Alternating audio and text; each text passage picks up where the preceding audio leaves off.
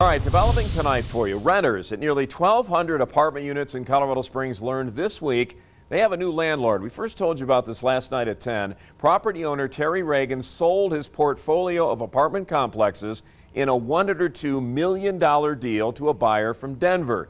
News 5's Andy Koen is following up for us tonight, hearing from that new buyer, as well as tenants in these apartment units about their concerns during this transition, understandably, Andy. You bet, Rob. And Slipstream Properties said in a press release today that they plan to renovate the 7 complexes they've just purchased over the coming years. They tell us they've renovated more than 1,000 units in the Denver metro area, so they have experience with this sort of undertaking. Terry Reagan's properties in southeast Colorado Springs were not known for quality. We have bug, we have mold, we have other issues. City data showed 80% of code enforcement violations reported last year came from one of his properties. Last month, City Council rolled out a new fine structure to curb repeat violators. We knew that there was a loophole and that people were being basically charged small fees, and they were being charged for each unit.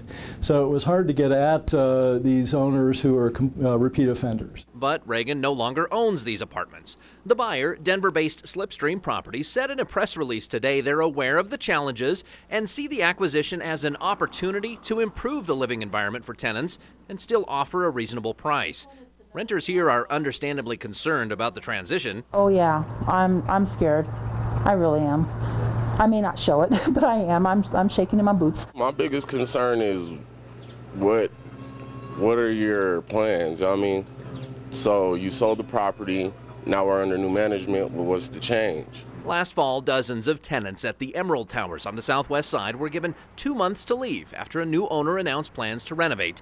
Slipstream's press release suggests that they're committed to improving their customers' experience, but there's nothing to stop them from gentrifying these properties if they choose. It's why City Council continues to explore options like discounts on utility fees to incentivize new affordable housing construction. To not have so many obstacles in the way for these new units to be built, because they are expensive, the economics of it these days, construction's much higher than it used to be. The tenants at these properties received notices from the new property management company that Slipstream owns. They say that the rent payments have to be paid in check or money order for now, no cash. They're still setting up a resident portal to make online payments. They also want to make sure that they have updated contact information, so they're asking the renters to fill out an information sheet about that as well. Watching out for you, Colorado Springs. Andy Koen, News 5.